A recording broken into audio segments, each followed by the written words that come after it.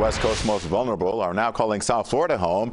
Elderly residents from assisted living facilities and babies from intensive care units were forced to evacuate after Hurricane Ian devastated their cities. While they may have some difficult days ahead, South Florida has its arms wide open, ready to help them along the way. CBS Sports' Ted Scouten joins us live from Fort Lauderdale with our heartwarming efforts and stories. Ted.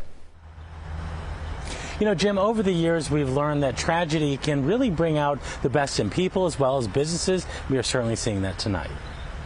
Nearly 24 infants from the NICU in Fort Myers are arriving at Memorial Healthcare System. They're coming from a neonatal intensive care unit, and the severity can range from severely premature to full term requiring some respiratory support. It's a variety. Janessa Alonzo is the director of nursing for the neonatal ICU at Joe DiMaggio Children's Hospital. We're excited that we're able to provide this support and receive them with open arms. And it's not just the little ones who got out of harm's way. Wickshire Assisted Living in Fort Lauderdale is a bit more crowded than usual, but 100 seniors from their Fort Myers property are now calling South Florida home, at least for now. We're very pleased and blessed that we were able to get out.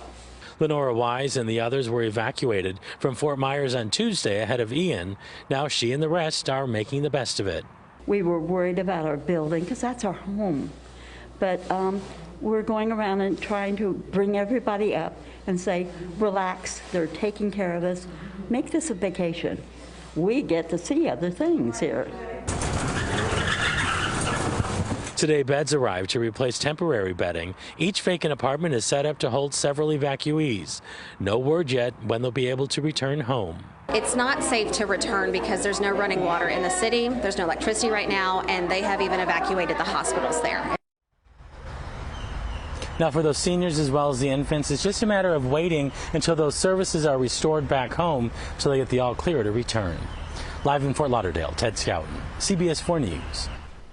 Ted, thank you. And if you want to help, consider Neighbors for Neighbors, which, as you know, was founded after Hurricane Andrew. They've teamed up with the Global Empowerment Mission. Text Hurricane Ian to 41444. You can also visit neighborsforneighbors.org/Hurricane Ian.